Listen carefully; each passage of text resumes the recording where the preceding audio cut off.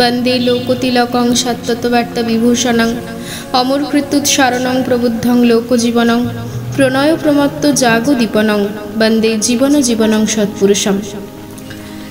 প্রত্যেককে জানাই আমার রানন্দিত জয়গুরু। সবাইকে জানাই অনেক অনেক স্বাগত। আমি বর্ণালী দেববর্মন অনেক দিন পর আবার সৎসঙ্গ এই ফোরামে আপনাদেরকে শ্রী শ্রী ঠাকুরের বাল্য জীবনের কিছু বাস্তব ঘটনা গল্পের মাধ্যমে তুলে ধরার চেষ্টা করছি। আপনারা এই গল্প আস্বাদন করুন, আমাদের সঙ্গে থাকুন। এর আগে ভক্ত ভগবান পর্বে আপনাদের প্রচুর ভালোবাসা, অনেক শুভেচ্ছা আমি পেয়েছি, যা আমার পাথেও। আশা রাখি এবারেও পাবো। সাথে থাকুন, পাশে থাকুন। এটি প্রথম পর্ব, শুনতে থাকুন শ্রী শ্রী ঠাকুরের বাল্য জীবনের কিছু বাস্তব ঘটনা। মাতা মনমোহিনী দেবী অন্নপ্রাশনের দিন সন্তানের নাম রাখলেন অনুকূল। নামের আদ্যাক্ষর দিয়ে কবিতা সৃষ্টি করলেন। কবিতাটির মধ্য দিয়েই সন্তানের জীবনের উদ্দেশ্য তিনি তুলে ধরলেন। এক কথায় অনন্য সাধারণ। অকুলে পড়িলে দীনহীন জনে নুয়াইও শির কহিও কথা, কুল দিতে তারে সেধ প্রাণপণে লক্ষ্য করি তার নাসিও ব্যথা। মাঝে মাঝে তার মনে পড়ে যায় সেই জটা জুটোধারী সন্ন্যাসীর কথা, যিনি আসছেন। তিনি আপন চরিত্র বলে বহু লোকের অধীশ্বর হবেন। সে কথা স্মরণ করে মনটা তার উচ্ছ্বসিত হয়ে ওঠে। ভাবেন, সাধু সন্ন্যাসীর কথা কখনো বৃথা যায় না। তাছাড়া শিশুটির স্বভাব চরিত্র ঠিক সাধারণ শিশুর মতো নয়, কোথায় যেন একটা পার্থক্য আছে। মনমোহিনী দেবী চিন্তা করছেন, ছেলেটা বোধহয় এতদিন পর শান্ত হয়ে গেল। আজকাল আর তেমন বাইরের লোকের কাছ থেকে নালিশ আসছে না। এমন সময় কবিরাজ বাড়ির চৌধুরী মশাই হন্তদন্ত হয়ে ছুটে এলেন। চোখে মুখে আতঙ্কের ভাব নিয়ে জিজ্ঞাসা করলেন, তোমার ছেলে কোথায় অনুকূলের মা? কি হয়েছে জিজ্ঞাসা করায় তিনি বললেন, ওষুধ তৈরি করতে লাগে কতগুলো বিষের বড়ি, সেগুলো তিনি রোদে শুকোতে দিয়েছিলেন।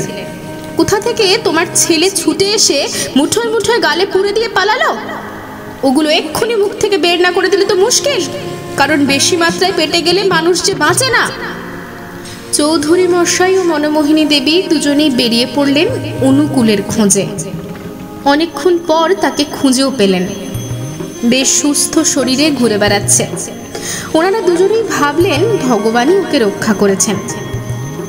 এরপর থেকে মনমোহিনী দেবী ছেলেকে আরও কড়া শাসনে রাখতে শুরু করলেন।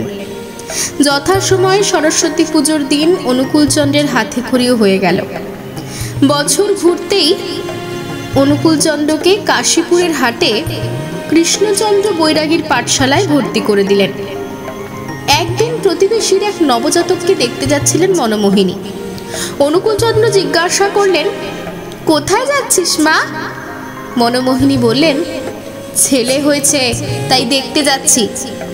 শিশু অনুকূলচন্দ্র বললেন, দেখে আর কি হবে, ও ছেলে তো 18 দিনের বেশি বাঁচবেও না।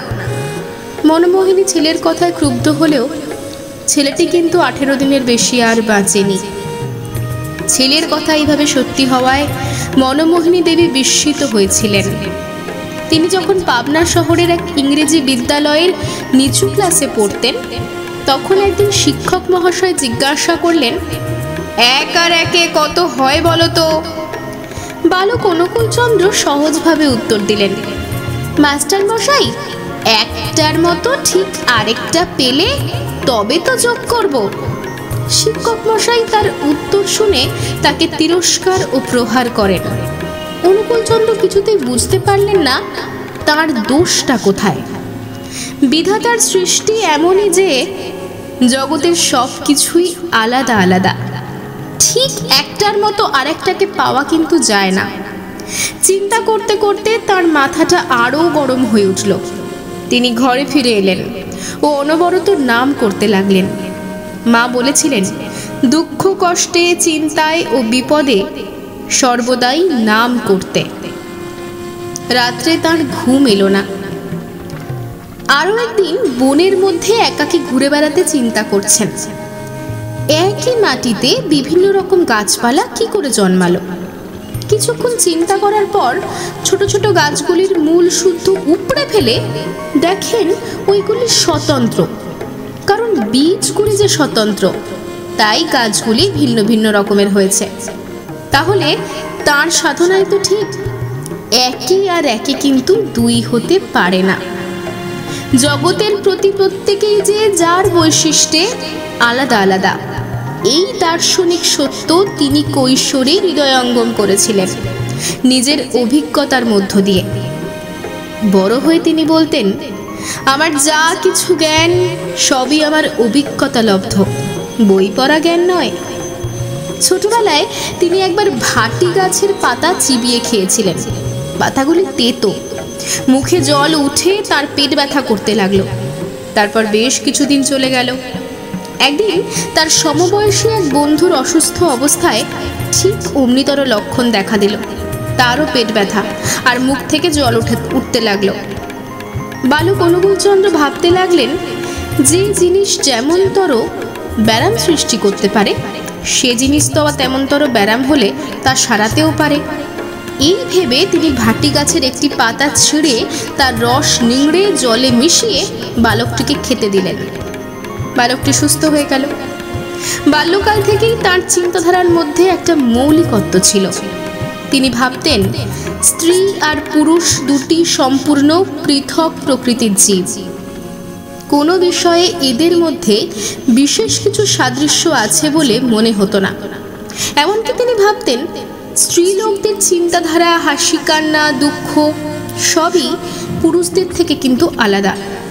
মনের ভাব আলাদা বলেই বোধহয় শরীরের গঠনও আলাদা।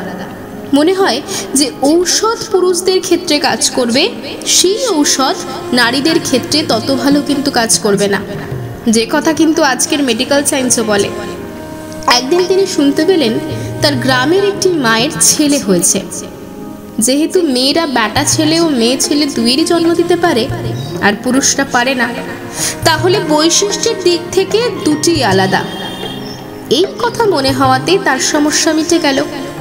সেই দিন থেকে জন্মদাত্রী নারী জাতির প্রতি তার শ্রদ্ধা ও সম্মান অনেক বেড়ে গেল।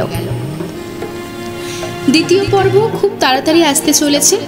আমাদের সঙ্গে থাকুন, পাশে থাকুন। আর হ্যাঁ, ভালো লাগলে কিন্তু অবশ্যই আমাদের চ্যানেলটিকে সাবস্ক্রাইব করবেন, লাইক করবেন, শেয়ার করবেন, কমেন্ট করবেন। সকলে সুস্থ থাকবেন, ভালো থাকবেন। আজ সবাইকে শ্রদ্ধা জানিয়ে এখানেই শেষ করছি। জয় গুরু, বন্দে পুরুষোত্তমম।